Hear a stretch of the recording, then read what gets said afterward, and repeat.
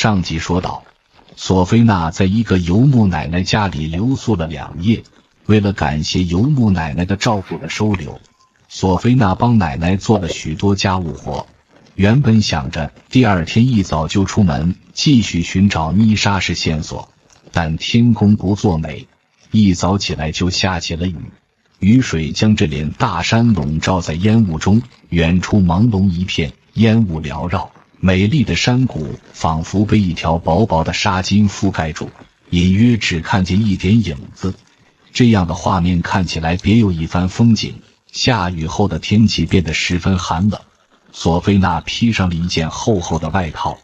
这是游牧奶奶从家里找出来给索菲娜的。由于今天下起了雨，路面十分湿滑，索菲娜只能暂停寻找妮莎的计划。也因为下雨，雨水将屋顶全都覆盖住，简陋的房屋无法抵御雨水的浸透，从屋顶流下的雨水将屋内的地板浸湿了，加上下雨天游牧奶奶的老毛病又犯了，生病去了医院。索菲娜按照奶奶的嘱咐，帮助她处理屋顶上的积水，顺便在这里多住几天，并照顾奶奶。索菲娜走上屋顶，拿起一旁圆滚滚的工具，这是一个用坚硬的石头制作而成，主要用来滚动因为下雨而裂开的屋顶。这些屋顶用泥土搭建而成，平常晒了很多洋饲料，下雨时容易分裂，雨水从裂开的缝隙流进房屋里，所以许多游牧民经常需要在下雨天时淋着雨在屋顶处理积水。索菲娜考虑到奶奶年纪大了，又生着病，所以自己过来帮助奶奶处理屋顶上雨水。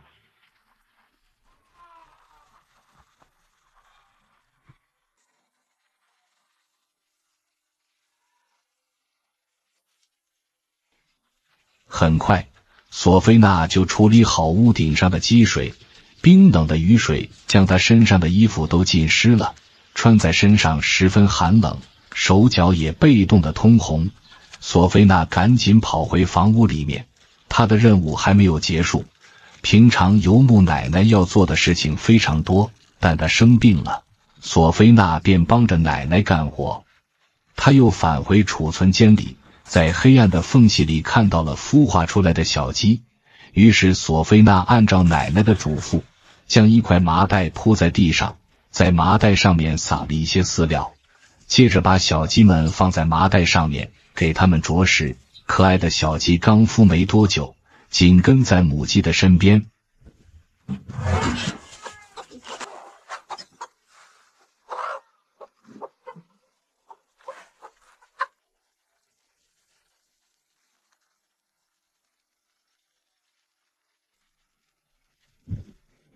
喂了小鸡之后，索菲娜还要忙着喂山羊。由于今天下雨了，羊圈里面的山羊都整齐地待在里面。索菲娜推门进去，调皮的小羊便挤在门口，想要跑出来。黑暗的羊圈里只有一盏微弱的灯光，羊群看到有人后不停地叫唤，已经等不及要投喂了。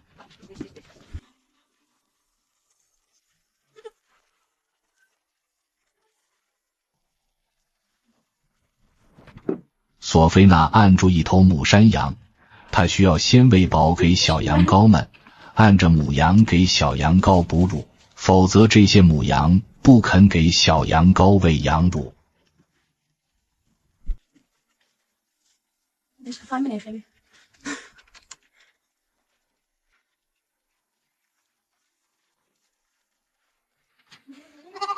解决完小羊羔之后，剩下的就是成年的山羊。索菲娜将羊饲料装进水壶里，均匀地撒在羊草里面。羊群们早已经等不及了，看到饲料之后，一哄而上的将索菲娜围住，整齐地排着队吃饭。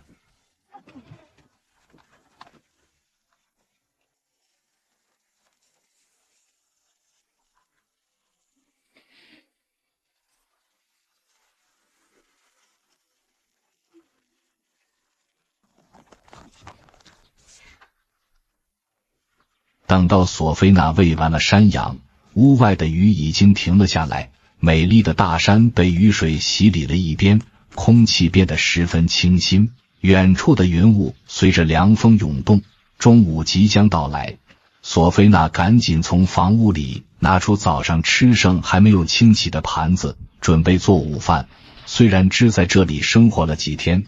但索菲娜已经把这里当成了自己的家，尽心尽力地照顾奶奶，帮她做各种家务活，感谢奶奶的收留。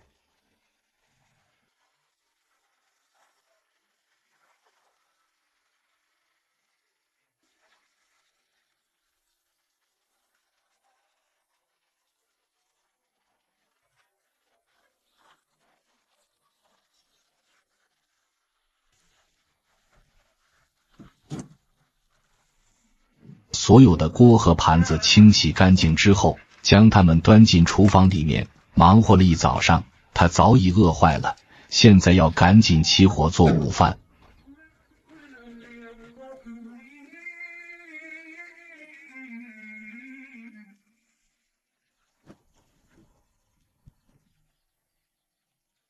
索菲娜将汽油淋湿在干燥的火柴上，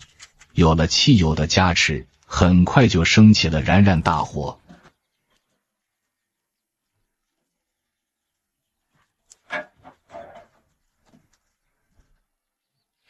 趁着这个时候，索菲娜拿出一篮子的西红柿，将它们清理干净，接着端到屋外清洗。西红柿是伊朗人民最喜欢吃的食物之一，几乎每一顿都不可缺少。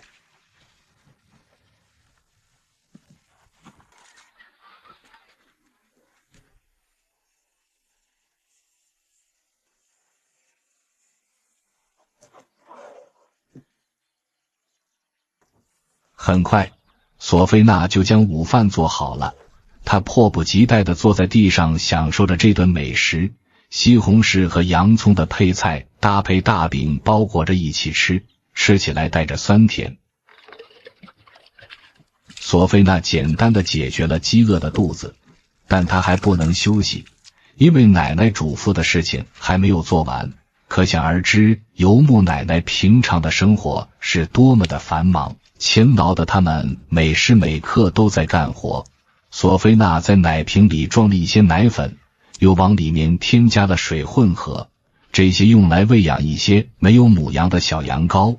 这些小羊羔是游牧奶奶用羊奶粉喂着长大的，就像对待自己的孩子一样。可爱的小羊羔不停地吸吮着奶瓶，仿佛一个小孩子。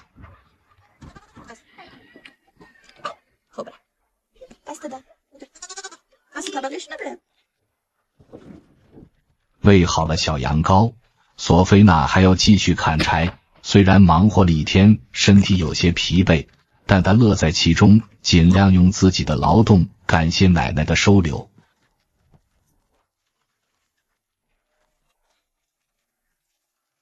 下雨后的夜晚来得很快，没一会的功夫，天色渐渐暗淡下来。索菲娜终于夜色中结束了自己忙碌的一天。中午吃的食物早已消化，肚子也饿坏了，她还要忙着做晚饭。